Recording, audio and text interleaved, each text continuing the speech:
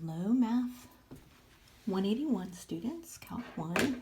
We're starting our antiderivatives. So we've been taking the derivative all semester. Now we're going backwards through the process. So there's a definition. A function f is called an antiderivative of f if on an interval I, if f, now this is a capital F prime of x, so the antiderivative, a function capital F, that's going to make a difference, is an antiderivative of little f on an interval I, so some interval, if capital F prime of x is equal to the function little f of x for all x in I, in that interval. All right, so I'm looking at the function little f of x. Now I'm looking at what function gives us 2 when we take the derivative. So we're going backwards. So you're thinking, what derivative? If I put 2x, I know the derivative of 2x is 2. So the antiderivative of 2 is 2x. And you can always check this by taking, this one's your capital F of x. All right, I should write out capital F of x, that's the antiderivative. And you can always check by taking the derivative. I probably won't do that on all of these, but you take the derivative of 2x and you get 2.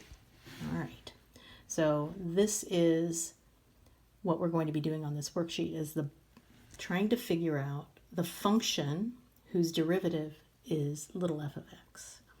Now we should note that not only is 2x a antiderivative of 2, but what if I put 2x plus 1? If I take the derivative of 2x plus 1, I get 2 as well. Okay, and I take the derivative and I still get 2. If I put 2x plus 3, 2x minus 4.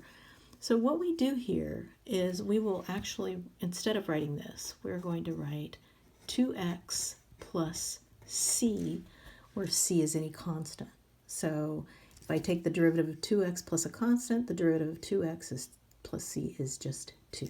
All right, so we have to remember this plus c. And what about 3? Our antiderivative is going to be 3x, because the derivative of 3x is 3. And there's also a plus c going on here. And you can always check these by taking the derivative, and you see the derivative of that is 3. All right. And what about 2x? All right, so that was 2, 3 that we're going to take a look at when we put an x in there. Well, the derivative of, do you remember x squared? The derivative of that is 2x. And that's going to be plus c as well. And you can always check by finding the derivative of capital Fx, and that gives you 2x, plus the derivative of c is 0. All right, now what about just x? It is going to be, the derivative of x squared takes us down to an x. So we are going to need an x squared here, because with taking the derivative, you go down a power, okay, just like here. The derivative of x squared was 2x. Now the derivative of x squared is 2x, but I want to get a 1 in front. So if I put a 1/2 here, that should give it to me. I'm going to try f prime of x equals, I'm going to take the 1/2, bring down the 2x, and that is going to give me 1x. All right, so I'm trying to get that 1 there, so I have to compensate for bringing that half down, or the 2 down, by multiplying by a half. And again, you have a plus c. So there are infinitely many functions as long as you have a plus c going on here.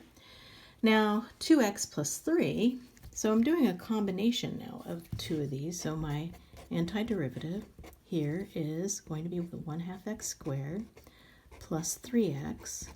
And both of those have a plus c, but we just put a plus c at the end because they get all absorbed into one constant.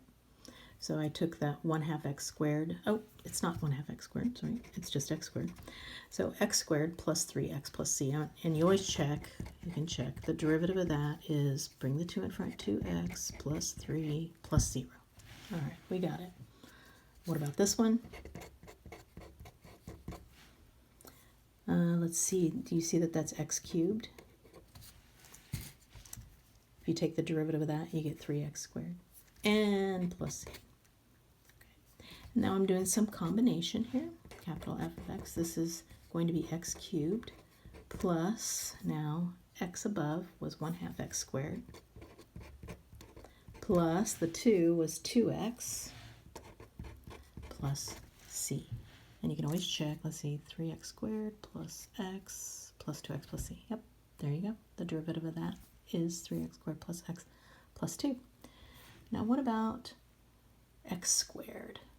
All right, so the antiderivative of x squared is going to be a higher power. All right, so this is always up a power, or if you take the derivative, you go down a power. And this gives me 3x squared when I take the derivative. I need a 1 here, so I am going to put 1/3 there. And then when you take the derivative of that, you get x squared, and I'm going to put a plus c. Okay, so let's see if we can see a pattern here. X to the 3rd, this one's going to be a power up, like that. And to get the 1 in front, I need a 1/4 here.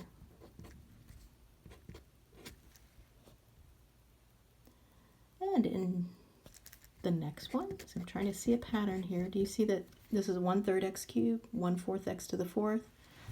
And then for this one, it's going to be 1/5 x to the 5th plus c. And then x to the n in general, I'm going to write is going to be 1/n, x to the, it's my antiderivative. All right, here we go. So I'm going to do, like this one was, x to the 4th, so it's it's not 1/n, excuse me, what is it? It's n plus 1, do you see? So I've got this x to the n plus 1, and then you do 1/n plus 1, plus c. And there you have your general formula for a power. This is how you find the antiderivative. So put this capital F of x. All right, I'll come back for the rest.